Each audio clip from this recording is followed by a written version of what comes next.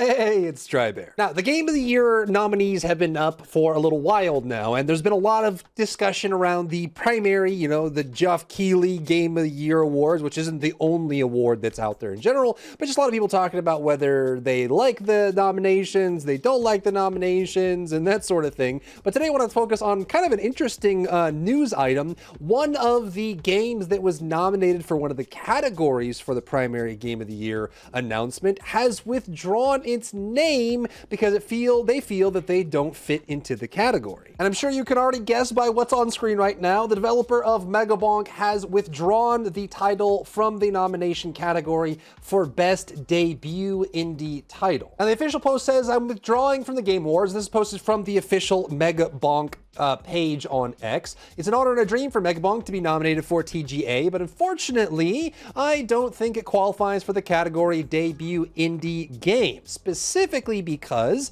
he has made games in the past, or, the unknown person, they're under a pen name right now, which there are theories on who this person is, which we'll get to in a second. I've made games in the past under different studio names, so Megabonk is not my debut game. I really appreciate the nomination, support, and votes, but it doesn't feel right in this category. You should vote for another one of the amazing debut titles. They are all amazing games. Thanks again. New Megabonk update coming soon. John Megabonk. Now, the person that posts this has not really made who they are. I mean, they're active on Discord and they have their own page on social media pages and stuff like that. And so they are active and speaking, but I don't think they've ever officially, told people who they are. Now, you can find them responding on all kinds of places: Steam forums, Discord, Reddit. They're pretty active in general. And they go by the name Ved on Steam, or Vedinod, which is kind of something that people have theorized on what it might actually mean. So Ved is the name we're seeing. And I think the biggest working theory right now on who they are is there's a developer that worked on a few indie titles: Crab Game, Muck, Carlson, I think in Crab Game 2 as well, which was kind of like a streamer game for a while as well. The developer listed here is Danny Dev, so Danidev.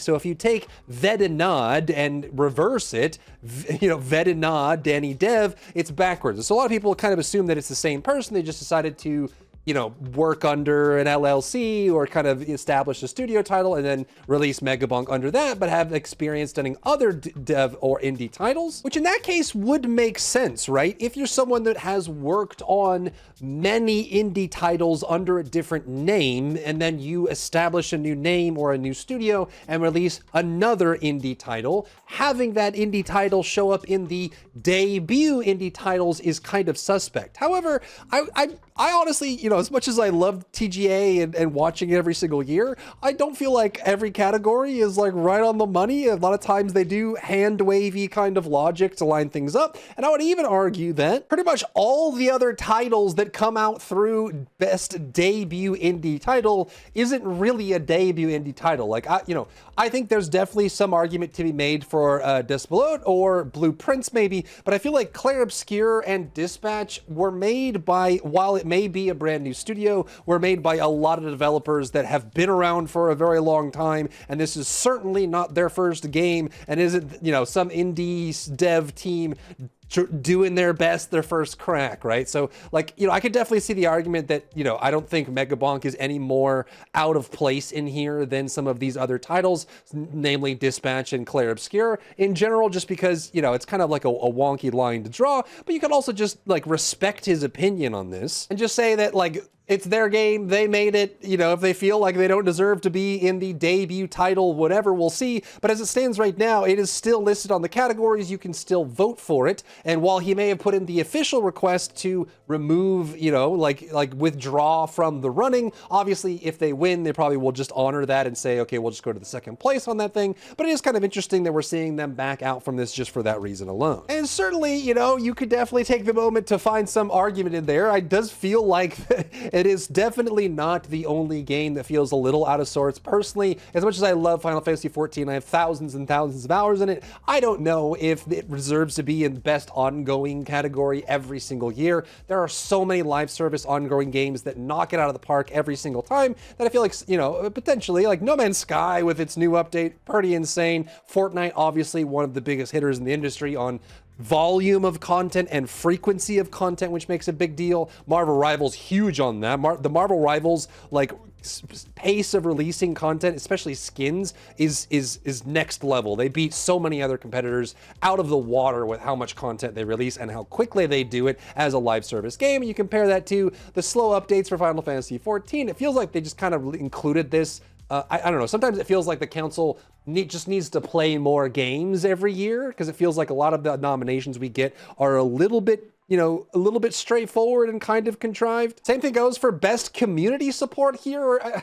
Again, I feel like, I don't know why BG3 slipping in here, and why Fortnite and Helldivers are showing up again as well. I mean, there's definitely some good stuff going on in here, but it feels like Final Fantasy XIV doesn't have the best community support, considering they ended a lot of mods this year and put out some cease and desist to people that were making community content for the game in general. Like, there's just been some faux pas here. It also feels like BG3 they update like once a year now, and so I don't know if they belong. I mean, other than allowing mods on console, which is huge, and things like that. But again, some of these nominations just feel like it's the same games over and over, where, you know, if you looked around for best community support, best ongoing game, there are so many good live service games out nowadays that probably belong in this list. But I digress. I think this is definitely one of those things where, you know, as the creator of the game, they have the right to do so. And while I would argue that a few of the other ones in that category, there's definitely been many years for TGA where things that showed up in a nominee category, even if especially if they won,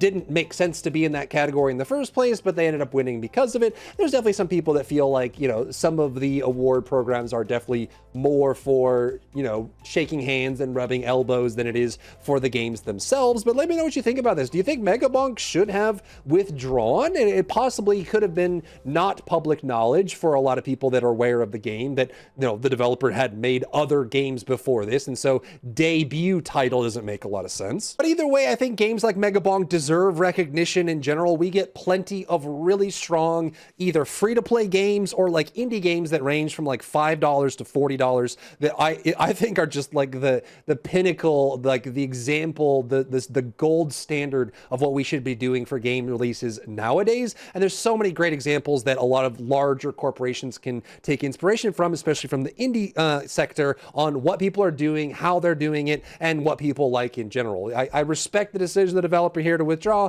but I don't know if it was entirely necessary, and it possibly could have been a drama thing later down the road when it comes out that they were under a new name and they had already done indie titles, and so should that have gone to someone else? And we'll have to see what TGA decides to do. Like, will they withdraw their name from the running? And if they do, will they nominate a second game?